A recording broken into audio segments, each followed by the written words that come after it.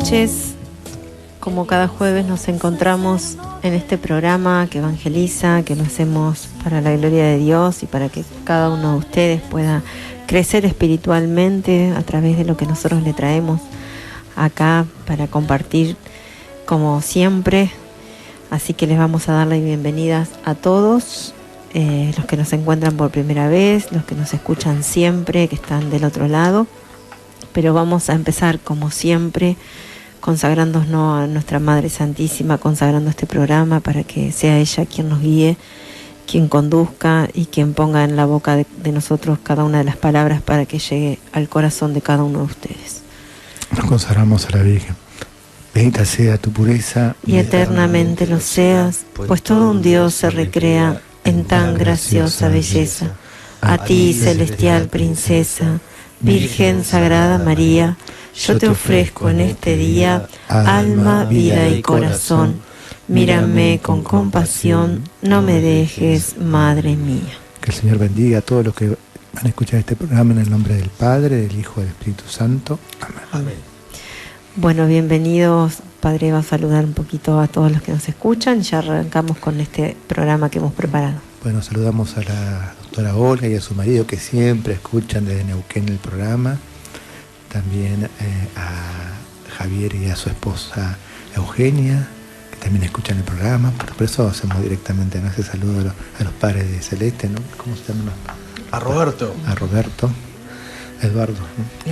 Eduardo de La Plata. ¿Y de acá quién escucha? Y de acá Bernardo está siempre escuchando. Bueno, son tantas personas que siempre nos mandan que no queremos dejar a nadie de lado, pero que sabemos que están del otro lado como fieles oyentes y todos los que nos escuchan hoy por primera vez también. Bueno, después también Guillermo de Mendoza, así gente de otros lugares de la provincia de Tucumán, de Córdoba, que hay mucha gente que ha participado de las misas de sanación y conocen la obra. Luego también de Jujuy, ¿no? Y bueno, y fuera del país, estuvo por acá Gladys esta semana, bueno, ella también suele escuchar el programa, de Uruguay, gente de Colombia, de Costa Rica, de México, de Estados Unidos, de Canadá, siempre, todo donde la obra ha hecho actividades o ha llegado a la obra, bueno, toda esta gente también de España, de Italia, bueno, así de esa manera queremos llegar, ¿no? Con nuestros testimonios, nuestra evangelización, para la gloria de Dios. Es así, desde Máximo Paz, en la provincia de Santa Fe, que también se unieron a la obra hace muy poco. También a la obra se acercó gente de Ushuaia también. Sí. Esta semana llegaron desde Ushuaia a la obra. Totalmente. Y estamos todavía en la piel, la emoción de la misa del domingo, una misa multitudinaria, y que tuvimos la gracia de que nos acompañe la reliquia de Santa Margarita María, ¿no es cierto, Padre? Realmente una experiencia hermosísima, ¿no? Con un número de gente que realmente muy, muy grande. Estaba pensado, habíamos preparado nuestro banco de San Patricio, todo, pero sí, estaba preparado, gracias a Dios. Todo el hall, todo el altillo para esta actividad. Repleta la iglesia. Repleta y bueno, eso fue importante, que estén todos cómodos. Y repleta de fe, ¿no? También. Con muchas necesidades, se acercaron muchísimos peregrinos a la misa del domingo y a todos los que estuvieron. Del lunes, porque uno fue se feriado. queda con el día. Fiesta de la Asunción el lunes, ¿no? Bueno, un día hablando de los santos, bueno, hoy tenemos a Alberto Hurtado. Tuve la gracia de conocer el lugar donde él hizo su obra, San Alberto Hurtado, un gran sacerdote, obras de caridad, ¿no? Y también el día de Santa Elena, ¿no? Sí, hoy el día de Santa Elena, esta gran santa intercesora también de la obra de amor por los que sufren, a quien siempre encomendamos las necesidades. Les vamos a contar un poquitito, una breve historia, porque es muy importante ella en su vida como testimonio de fe. Ella estaba casada y fue abandonada por su marido porque le ofrecieron un puesto, ¿no? en el imperio, en el imperio romano en esa época, y le ofrecieron un puesto a cambio de que él se contraiga matrimonio con la hija del rey de ese momento. Bueno, y así Santa Elena fue abandonada por su esposo quien sufrió mucho, ¿no?, ese abandono. Así que encomendamos a Santa Elena a las personas que están tristes, que están depresivas o pasando un momento muy, muy importante en su vida en relación a cuestiones de sufrimiento. Entonces las encomendamos a ella. ¿Por qué es tan importante Santa Elena? Porque ella con su oración, igualmente como Santa Mónica, rezó mucho por su familia, por su hijo Constantino, que también fue sucesor y emperador del Imperio Romano, y Santa Elena ayudó a poner fin a la persecución de los cristianos en el Imperio Romano de esa época. Fue ella con la oración que pudo inculcarle la fe y el cristianismo a su hijo, que por medio de una revelación, en un sueño, él ve la cruz, en una batalla, él encara esa batalla con la cruz de la fe que tenía su madre del cristianismo. Entonces convierte a todo el imperio en cristianismo católico en esa época. Y ella también fue la que dirigió, digamos, las excavaciones para recuperar la cruz donde nuestro Señor fue crucificado. Bueno, la historia es que ella encuentra las 3 cruces del Calvario de ese momento cuando Jesús muere, y que llevan a una persona muy enferma, y cómo descubren cuál era la cruz de Jesús cuando esta persona la toca y queda instantáneamente curada. También ella, junto con su hijo, rescatan los clavos, la corona de espinas. Y bueno, y ella tenía un alma muy caritativa, si bien tenía un nivel económico elevado en esa época, era muy, muy sencilla y se mezclaba entre los pobres para ayudarlos. También tenía una intensa vida de piedad. Y ¿qué podemos decir de Santa Elena? Una gran mujer para imitar en todas las virtudes, en el sufrimiento, entregado por amor a Dios, en la perseverancia de la oración, en la piedad de la fe, y en esta gran misión que Dios le encomendó de buscar, de encontrar todo lo que pertenecía a Él en el Calvario, para que hoy puedan ser veneradas por tantos cristianos. Bueno, vamos a ir a una pausa. Ya está Galileo, estudiante de letra, que nos va a hablar de Tolkien y Lewis. Así que después de la pausa lo vamos a presentar bien como corresponde para que todos lo conozcamos.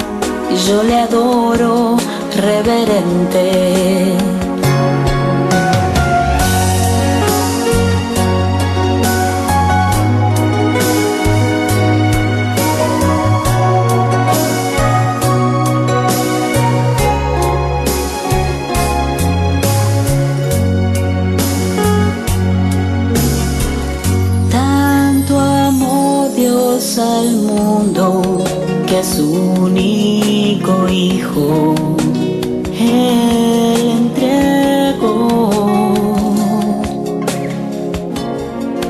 para que todo aquel que crea en Él no muera, mas tenga vida eterna. Jesús está vivo, Jesús está vivo, es el pan de vida bajado del cielo. Jesús está vivo, Jesús está vivo, su sangre me sana y sacia mi alma. Jesús está vivo, Jesús está vivo, es el pan de vida bajado del cielo. Jesús está vivo, Jesús está vivo, su sangre me sana y sacia mi alma. Jesús está vivo, Jesús está vivo, es el pan de vida bajado del cielo. Jesús está vivo, está vivo, Jesús está vivo, su sangre me sana y sacia mi alma. Está vivo, está presente, mi Dios es real y yo le adoro reverente.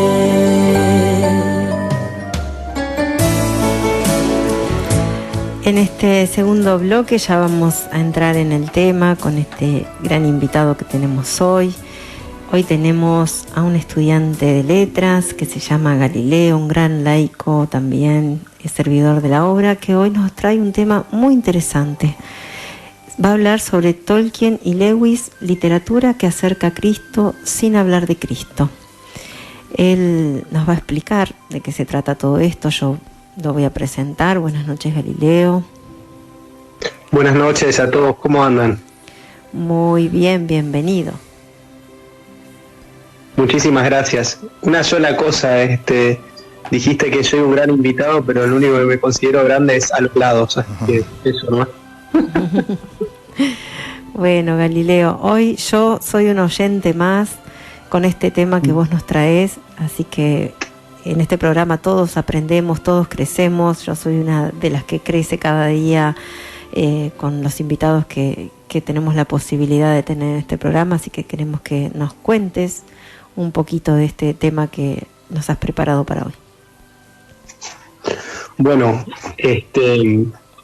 primero que nada me gustaría empezar con una pequeña oración dedicándole este programa a nuestra madre, porque la verdad que para mí es una alegría poder compartir estos temas con todos y me parece que enriquecen mucho la fe.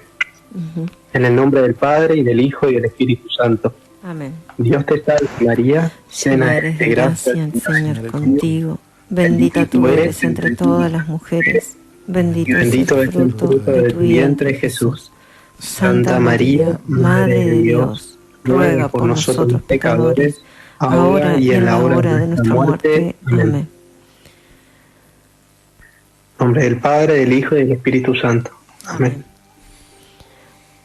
Bueno, ahora sí, este es un tema que me parece enorme, así que voy a intentar ir recortando lo que me parece esencial para que todo el que esté escuchando ya conozca el tema o no conozca el tema, no importa, se lleve algo. Y mi objetivo, como dice San Agustín un poco, es que se lleve un poco distintos tipos de oyentes, porque está el que ya sabe lo que voy a decir y ya sabe lo que voy a hablar, y que es el que no sabe nada de lo que voy a hablar. Entonces, esta charla o esta esta información que voy a dar está pensada para los dos. Y lo primero y principal es que me parece que está buenísimo preguntarse que es algo que se preguntaron estos dos autores, Lewis y Tolkien, de los cuales voy a hablar un poquitito ahora, más en profundidad, es ¿qué es la literatura, ¿no? ¿Y por qué existe la literatura? ¿Y por qué nos gusta la literatura? Entonces yo creo que no hay nadie en el mundo el cual no disfrute algún tipo de literatura. Y esto yo defino literatura en un sentido amplio, no necesariamente un libro, no necesariamente tiene que ser una novela, no necesariamente tiene que ser un cuento, porque también hay literatura en el cine, también hay literatura en las historias que contamos, también hay literatura, por ejemplo, en el fútbol, digamos. Hay toda una narrativa, hay todo un sentimiento detrás de algo que despierta en nosotros, que de alguna manera nos ayuda a acceder a nuevas verdades, por decirlo de alguna manera. Entonces, eso es algo que me gustaría que todos se planteen, ¿no? Y que el hecho de que a nosotros nos guste una literatura, si lo pensamos desde el punto de vista de nuestra antropología, que es la cristiana, si lo pensamos desde el punto de vista de la fe, resulta un hecho llamativo, ¿no? Porque de alguna manera lo que nosotros hacemos cuando creamos historias, cuando inventamos estas narraciones, estos personajes y demás, es crear. Y esto es algo que se lo preguntaba muchísimo Tolkien y algo de lo que él hablaba bastante. Él hablaba del arte del escritor o del arte de la escritura o de la literatura como una forma de subcreación. De alguna manera es encarnar en nosotros, es entender en nosotros este gusto por crear, es estar también conectado de alguna manera con Dios Padre. Es estar de alguna manera conectados con esta persona de la Trinidad, es de alguna manera con Dios y con su arte creador, y el hecho de que Él a través de nosotros puede subcrear. Entonces me parece que es algo que despierta muchísimo en el alma, por así decirlo. Y justamente a mí me parece que dos de las personas que mejor lo encarnaron en su vida, y se nota a través de sus obras, son Tolkien y Lewis. Ellos son escritores que nacieron en el siglo XIX y murieron en el siglo XX. Así es, los dos 1890 más o menos, y murieron hace 60 y 50 años, más o menos. Entonces, lo que me gustaría hacer es contarles un poquitito sobre qué trata la vida de cada uno de estos autores, para que de alguna manera ya empecemos, ¿no?, con este arte literario de contar historias, y para que nos sentamos identificados, porque también estas historias nos van conectando un poco. Voy a hablar un poco más de Tolkien que de Lewis, porque es el que tengo más claro, más fresco, así que conozco más, es al que me quiero dedicar. Y lo que yo quiero resaltar es que la vida de estos dos escritores no fue fácil, ninguna de los dos. Los dos perdieron a su madre cuando eran muy jóvenes. Tolkien particularmente nunca conoció a su padre, o murió cuando era muy joven, no recuerdo ahora en este momento, y poco tiempo después murió su madre y demás miembros de su familia. O sea, él era huérfano y nació en Sudáfrica. Poco tiempo después se muda a Inglaterra, en donde es criado prácticamente por un sacerdote. Él vivía en una casa de un sacerdote. Entonces él empieza su vida, ¿no?, ya con esta formación cristiana, y su madre, algo que le inculcó antes de morir, porque murió cuando él tenía más o menos 9 años de edad, un poco más, un poco menos, era la fe. Y uno pensaría, ¿no?, como ante tanta desolación, ante tanta destrucción, ante tanta tristeza, ante esta orfandad, uno pensaría que, bueno, lo lógico es perder la fe, ¿no?, perder la esperanza, perder la alegría, y es algo que en su vida él no hizo. Y su vida, digamos, bueno, está bien, sufrió mucho cuando era chico, pero a partir de eso fue bien. Y la verdad es que no. Él después de eso entró a la escuela y se hizo un grupo de amigos muy muy cercanos, que al principio lo molestaban, lo detestaban, pero se hicieron después unos amigos, como suele pasar con las amistades, que no siempre tienen que empezar bien para seguir bien. Y no me voy a meter mucho en estas etapas de su vida, digamos, cuando era adolescente y demás, pero sí quiero rescatar un dato, y es que él hizo un grupo de amigos muy cercano, muy muy cercano. Eran más o menos 5 amigos, con los que compartían de todo, o sea, su gusto por la literatura, compartían sus intereses de la vida, sus dolores. hasta que llega efectivamente el tiempo de la Primera Guerra Mundial. Entonces todos ellos, siendo jóvenes de aproximadamente 18 a 21 años, van a ir a la Guerra Mundial, y en ese acontecimiento Tolkien participa de la batalla del Somme, que para los que no sepan fue la batalla de trincheras más sangrienta de toda la Primera Guerra Mundial, donde murieron más de 1 millón de personas solo en esa batalla, y donde se avanzaba aproximadamente 1 centímetro por día. O sea, tratemos realmente de pensar en este hecho, ¿no? De pensar en el quiebre que significa el dolor psicológico, el terror. Y en esta batalla él contrae fiebre de trincheras, que era una enfermedad que solía ocurrir, una fiebre que no se explicaba demasiado por qué, pero podía ser por muchas razones. Entonces él es retirado de la batalla. Unos años después él sigue de soldado, y efectivamente termina la Primera Guerra Mundial. Cuando él vuelve de la guerra, todos sus amigos y todo este grupo que él tenía habían muerto, excepto por uno, con el cual terminó con unas heridas psicológicas muy grandes y nunca más volvió a entablar una relación tan cercana. Entonces, este es el panorama, ¿no? Este es el panorama de una persona la cual sufrió de todo, la cual tenía, o sea, realmente como todos los motivos para quejarse, todos los motivos para sufrir, y él, en medio de toda esa desolación, de esa desesperanza, sigue sin perder la fe. Entonces ahora vamos un poco así. C.S. Lewis tiene una historia similar. Él también vive los horrores de la guerra. Él no tiene de todos modos estos mismos episodios tan puntuales, tan dolorosos como tuvo Tolkien, pero sí sufre un montón. Y la diferencia que tenían ellos dos es que C.S. Lewis era ateo, profundamente ateo. Después de la Primera Guerra Mundial él efectivamente pierde la fe que antes no estaba tan cimentada. Y entonces encontramos estas dos personalidades, ¿no? Ellos se encuentran, se vuelven amigos después de un tiempo, y Tolkien, a través de charlas con él, charlas sobre literatura, porque los dos terminaron siendo profesores los dos terminaron siendo filólogos, es decir, aquellos que estudian en términos amplios las lenguas, la literatura. Filología significa amor por las letras en griego. Y entonces en ese desencuentro, por decirlo de alguna manera, se hacen amigos. Y Tolkien, a través de hablar con él, hablar de la literatura, hablar sobre lo que significa un mito, va de a poco convirtiendo a C.S. Lewis. Primero de ateo empedernido a ateísta, digamos, dice, bueno, hay un Dios, y después efectivamente hacia cristiano.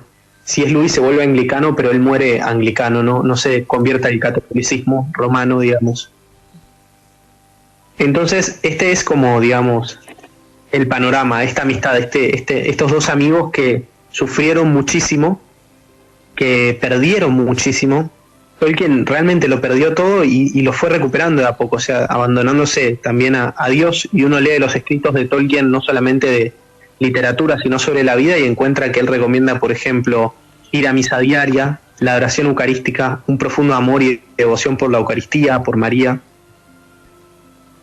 Pero todos estos datos biográficos, digamos, no hacen al tema necesariamente, porque uno dice, bueno, dos autores cristianos, está bien, pero el título que yo quería hablar es literatura que acerca a Cristo sin hablar de Cristo. Entonces, lo que me interesaría hacer es ir un poquitito por las obras más famosas de Tolkien y de Lewis, y contar de qué se tratan, y contar por qué es una literatura que acerca a Cristo sin hablar de Cristo. Y es que esto está profundamente enraizado, está profundamente anclado en esto de que hablábamos al principio, que verdaderamente la literatura, verdaderamente esta creación que ellos tenían, los mitos, es participar de esta subcreación, es participar de algo profundamente unido a Dios, sobre todo cuando se hace con recta intención, cuando se hace por amor. Entonces, en estos libros que ellos escriben encontramos muchísimo de eso. Yo creo que la obra que sobre todo conocerán es El Señor de los Anillos, de Tolkien, y sería interminable empezar a hacer un análisis cristiano sobre esa obra, pero es importante destacar que Tolkien dice, yo no escribí esta obra para que sea explícitamente cristiana, yo escribí una obra, ¿no? La escribió amándola, y solo en la revisión se dio cuenta de que era profundamente católica. pero no es el objetivo, no fue su objetivo, realmente eso brotó solo, nació solo de alguna manera. Entonces en esta obra lo que nosotros encontramos es muchísimas cosas que podríamos destacar, y yo quiero hablar un poquitito sobre lo que significa en esta obra el fracaso y la victoria, para ver cómo esto nos puede acercar a Cristo, ¿no? Porque en esta obra lo que tenemos es la historia básicamente de una misión imposible.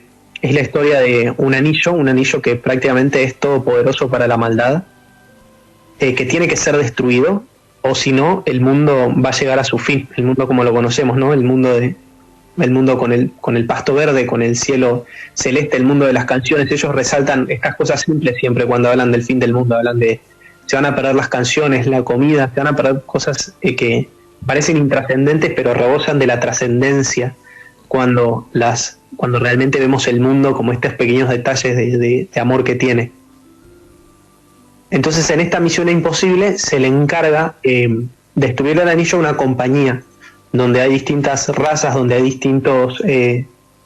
distintas personas, hay humanos, hay enanos, hay elfos. Él toma mucho de la mitología nórdica de Tolkien, aunque crea también sus propias variantes, y hay hobbits, que los hobbits, para aquel que no lo sepa, es básicamente como un humano pero de la mitad de la estatura.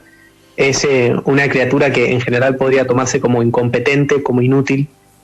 No está, o sea, toda su vida se consta un poco en estar en una comunidad, ¿no? O sea, cultivar el suelo, preparan buena cerveza, fuman pipa, son gente realmente simple. Y a las personas más simples y a las más débiles de alguna manera se les encomienda la misión más difícil, la más imposible, que es la de destruir el anillo único, destruir este objeto luminoso por excelencia. Entonces, realmente uno podría decir, esta historia no tiene sentido, ¿no? Porque dentro de esta compañía tenemos magos, tenemos humanos, tenemos incluso enanos que son reconocidos por ser recios, elfos que son como casi angélicos, que podríamos decir, bueno, ellos podrían hacer un mucho mejor trabajo, y sin embargo no, porque en el fondo solamente el inocente puede cargar con un peso tan grande, con una cruz, con una maldad tan grande.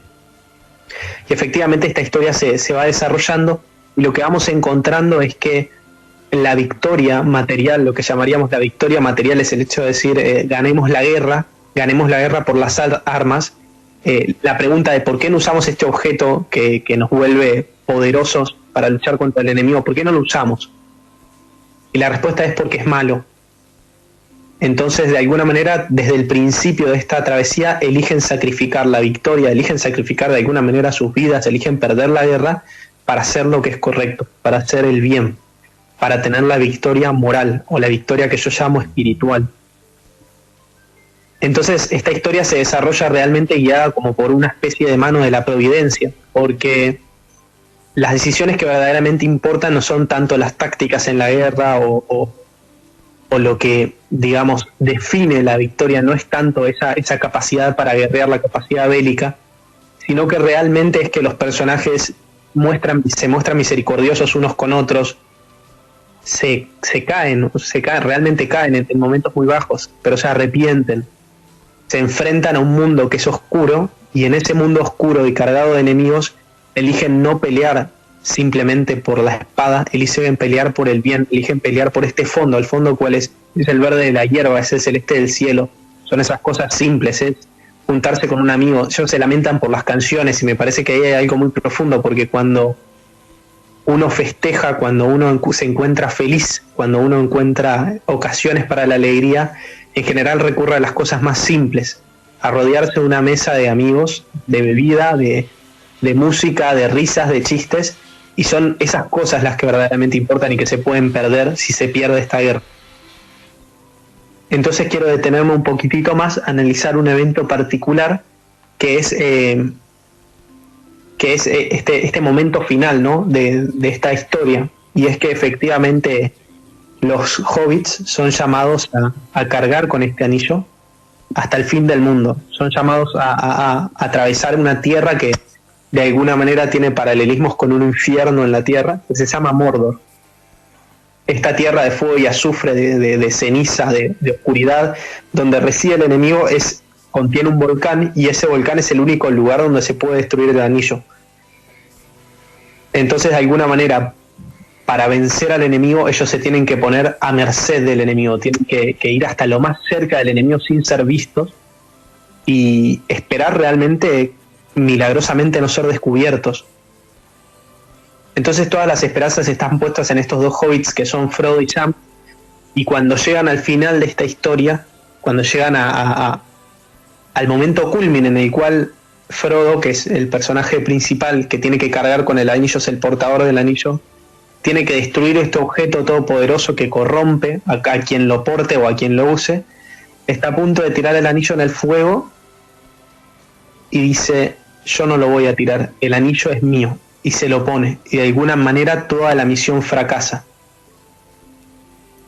Entonces, en este combate final que hay en las puertas de un volcán, digamos, otro personaje, que es un personaje llamado Gollum, es un personaje que ha sido corrompido por el anillo, que es un personaje deplorable, es un personaje malvado, es un personaje corrupto, es un personaje que realmente se merecería que lo maten, un personaje que se merece todo el mal, porque ha hecho todo el mal habido y por haber.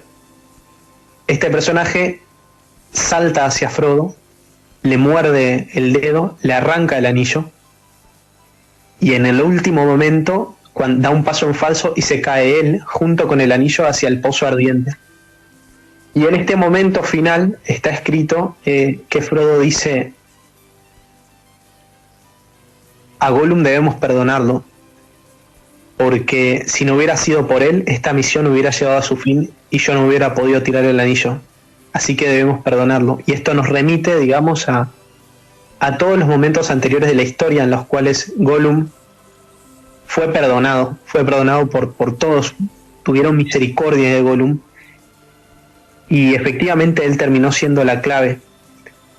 Y tenemos un montón de, digamos, de Cristo escondido en eso, ¿no? O sea, de cómo la misericordia con el ser miserable, la misericordia con el ser que no se merece misericordia en un término material, termina siendo la victoria para todos.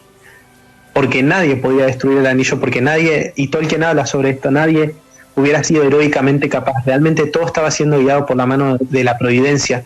Y lo que determinó la victoria y lo que determina la victoria, tanto en el mundo de Tolkien como en el nuestro, la victoria material, digamos, es Dios.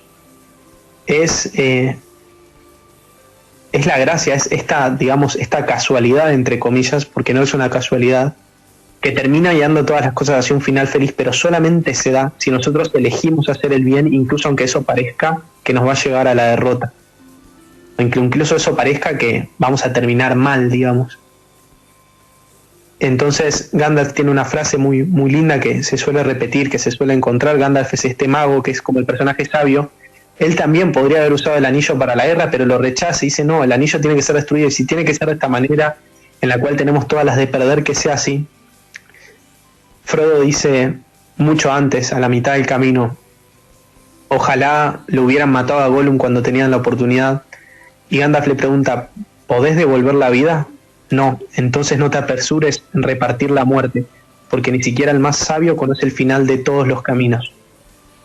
Entonces Tolkien, escribiendo todo este mundo mítico, este mundo donde no se menciona explícitamente a Dios en ningún momento, sigue estando guiado, sigue hablando muchísimo de Dios, sigue mostrándonos un montón de cosas que parecen ocultas a los ojos, y de nuevo nos remitimos a lo mismo, ¿no? Nos muestra verdades que de alguna manera no podríamos, o que vemos más claramente con estos anteojos de la literatura, por decirlo de alguna manera, que incluso el mismo Jesús se vale de esto en sus parábolas. Justo hoy, digamos, la lectura es sobre el banquete de bodas. ¿Cuántos significados le podemos dar a eso, no? Pero también se habla un poco de lo mismo, ¿no? De aquellos que son invitados rechazan el banquete, y aquellos que no fueron invitados, que de alguna manera no eran considerados dignos en un principio, son los que terminan asistiendo a este banquete. Jesús, digamos, mismo se vale de parábolas, de historias, para mostrarnos realidades que son inaccesibles a verlas directamente, por lo menos para nuestros ojos acá en la tierra, y de la misma manera encontramos lo mismo en esta literatura. Así que eso es lo que uno podría hablar durante horas y horas de esto, pero no me quiero detener demasiado en Tolkien, sino hablar un poquito de Lewis, porque a mí me parece que Sí, Galileo, tenemos 10 minutitos, así que perfecto, es muy perfecto, interesante lo que vas contando. La verdad que uno, escuchando atentamente, va descubriendo cosas que, bueno, yo no las sabía, y seguramente hay muchas personas que no las saben. Así que te estamos escuchando en estos últimos 10 minutitos, seguimos atentos, no te queremos interrumpir. Perfecto, no, perfecto. 10 minutos me alcanza y me alcanza, digamos. No sé si me sobra. Así que Luis es converso. Entonces, él tiene un espíritu muy distinto de Tolkien. Tolkien mantuvo su fe toda su vida, digamos, muy, muy fiel. Pero para mí hay algo que tienen los conversos que también lo muestra, de alguna manera, es como ese fervor que tiene San Pablo. Y Luis habla un poco más directamente de Dios, pero él lo hace de manera analógica. Entonces, en la obra de Narnia, si alguno la conoce, que existe este león que se llama Aslan. Bueno, Aslan en verdad representa a Jesús. Y están estos 4 niños que no de casualidad se llaman Peter, Edmund, Lucy y Susan, o en español podríamos, el que más llama la atención diríamos Peter es Pedro, que representan de alguna manera a la humanidad, a la iglesia. Edmundo, es el traidor, ¿no? Que no por nada tiene el nombre Mundo dentro de su nombre. Pero como no hay tiempo, digamos, para resumir todo lo que tiene Narnia para decirnos a nosotros, quisiera resaltar algunas de las cosas de las cuales habla Luis. En el 5.º libro, del cual no hay película, que se llama La Silla de Plata, el 5.º cronológicamente es perdón, el 5.º no me acuerdo, bueno, sí, cronológicamente, digamos. Existe un momento en el cual los personajes se encuentran bajo el hechizo de una bruja, la cual les hace olvidarse, están bajo la tierra, porque la bruja tiene su guarida bajo la tierra, y se olvidan del mundo, se olvidan de que existe un mundo superior, y esta bruja les dice: en realidad el sol no existe, lo que ustedes creían que era el sol es esta lámpara, en realidad no, el cielo no existe, es el techo de la cueva simplemente que a veces se veía un reflejo, en realidad Aslan no existe, porque nunca han visto a Aslan, nunca han visto a este personaje que representa a Jesús. ¿Dónde ha estado Aslan? No lo conocen, está en su imaginación. Y uno de los personajes, y me parece que esto refleja muy bien el pensamiento de Luis, en medio de ese hechizo, ante escuchar esas palabras, él decide poner sus pies en una hoguera que había cerca. Entonces se inflige una herida y ese momento le da claridad y le responde a esta bruja: prefiero, si todo este mundo que nosotros creemos que es inventado, si todo este mundo donde no existen el sol y las estrellas, donde no existe el cielo, no es el mundo, y en cambio tenemos este pozo de mundo que es una caverna, que es una cueva, que solamente hay una lámpara, y si en este mundo no existe Aslan, entonces prefiero creer en ese Aslan, porque incluso la sola idea de este Aslan, la sola idea de que existe este ser, este Dios, digamos de alguna manera, es mucho mejor que existir en el pozo de este mundo. De esta manera él rompe el hechizo, ¿no? Pero lo que quisiera destacar de esta frase, que es muy linda de él, es la profunda convicción que tenía Luis y que se muestra a través de sus escritos, que es decir, todo lo bueno que vemos del mundo no se va a perder en la otra vida, sino que realmente todo lo que nos gusta de este mundo son pedacitos de cielo que ya están en la tierra. Y que incluso aunque Dios no exista, sería mejor creer que existe, porque es la suprema bondad. O sea, si aunque uno no tuviera fe y tuviera que hacer una apuesta, uno tiene que apostar por eso, porque no hay nada mejor, digamos. Ese, digamos, fervor del converso que tiene es muy lindo, muy dulce, a mí me conmueve. Y me parece que como no le puedo hacer justicia con el tiempo que tengo preparado acá para leerles un fragmento de Cartas del Diablo a su sobrino, también escrito por C.S. Lewis, que a mí realmente me conmueve. La trama de este libro es básicamente sobre un demonio mayor, digamos, que le escribe cartas a su sobrino, que es un demonio menor, y le enseña cómo tentar a las personas. Entonces todo este libro es a través de cartas. Entonces el demonio mayor le quiere enseñar a este sobrino suyo cómo tentar a una persona. Y nos encontramos acá, digamos, con una sensibilidad que tiene Luis para el alma, y me parece que va a ser mejor que yo lea este fragmento que seleccioné, que es una carilla, que que yo hable del libro, porque se hace justicia por sí mismo. Entonces le escuchamos esta carta, digamos, por parte de el demonio mayor, y él se refiere a Dios como el enemigo. Eso hay que tenerlo en cuenta, ¿no? Entonces empiezo a leer. Y ahí es donde entran en juego los bajos. Debes haberte preguntado muchas veces por qué el enemigo no hace más uso de sus poderes para hacerse sensiblemente presente a las almas humanas en el grado y en el momento que le parezca. Pero ahora ves lo irresistible y lo indiscutible son las dos armas que la naturaleza misma de su plan le prohíben utilizar. Para él, sería inútil meramente dominar una voluntad humana, como lo haría salvo en el grado más tenue y reducido su presencia sensible. No puede seducir, solo puede cortejar, porque su innoble idea es comerse el pastel y conservarlo. Las criaturas han de ser una con él, pero también han de ser ellas mismas. Meramente cancelarlas o asimilarlas no serviría. Está dispuesto a dominar un poco al principio. Las pondrá en marcha con comunicaciones de su presencia que, aunque tenues, les parecen grandes, con dulzura emotiva y con fáciles victorias sobre la tentación. Pero él nunca permite que ese estado de cosas se prolongue. Antes o después retira, si no de hecho, si al menos de su experiencia consciente, todos esos apoyos e incentivos. Deja que la criatura se mantenga sobre sus propias piernas para cumplir, solo a fuerza de voluntad, deberes que han perdido todo sabor. Es en esos periodos de bajas, mucho más que en los periodos de altos, cuando se está convirtiendo en el tipo de criatura que él quiere que sea. De ahí que las oraciones ofrecidas en ese estado de sequía sean las que más le agradan.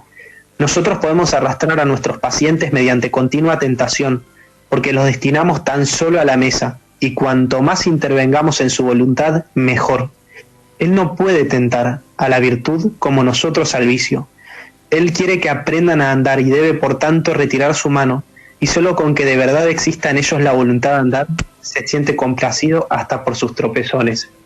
No te engañes, orugario, nuestra causa nunca está tan en peligro como cuando un humano que ya no desea, pero todavía se propone hacer la voluntad de nuestro enemigo, contempla un universo del que toda traza de él parece haber desaparecido, y se pregunta por qué ha sido abandonado y todavía obedece.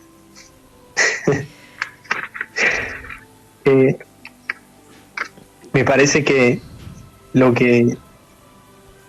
Bueno, de nuevo, ¿no? Como una sensibilidad para el alma, y qué podría decir yo que no se diga por sí mismo, y esto es solamente una carilla de un libro, así que imagínense lo que tiene el resto. Bueno, Galileo, la verdad que a mí particularmente, y seguramente a muchas personas que están escuchando, admiramos profundamente tu sabiduría literaria, porque hay que comprender y hay que estar en este tema, ¿no? Yo nunca lo hubiese relacionado, es más, nunca miré las películas, así que ahora hay que también tener esa conciencia, ¿no? De que a veces Dios nos habla por muchas partes y valiéndose de muchas cosas humanas, ¿no? Como es la literatura, como es el cine, el arte, ¿no?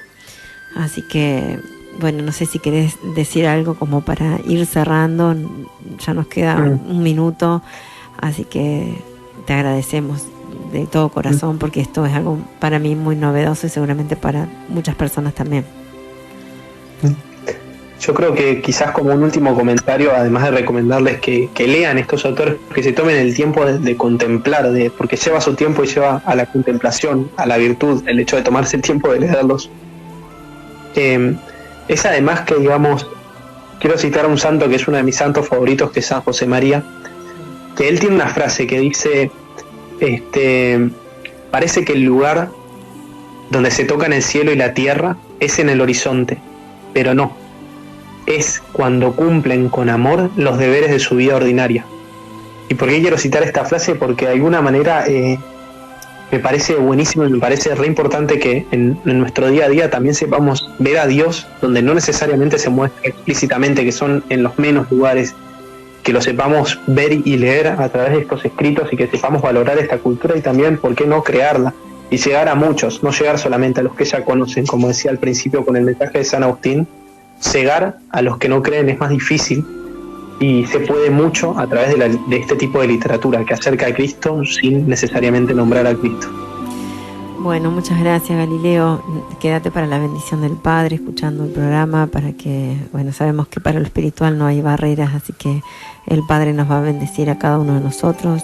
Te agradecemos con todo el corazón, te queremos mucho y bueno, sos un gran laico y rezamos por vos para que continúes en este camino de fe.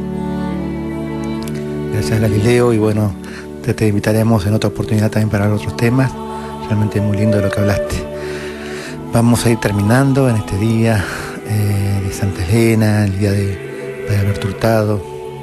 Pedimos también que esta bendición llegue a Nicaragua por todos los sacerdotes y obispos que están sufriendo esta masacre, este maltrato. Que el Señor bendiga a todos los presentes, los que van a escuchar el programa, les conceda mucha paz. En el nombre del Padre, del Hijo y del Espíritu Santo.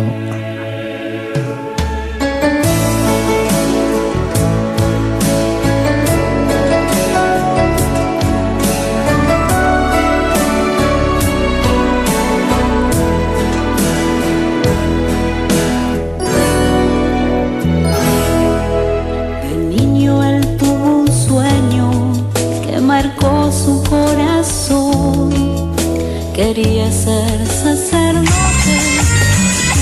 con su... Esta es la historia de una radio que se escucha todo el día y que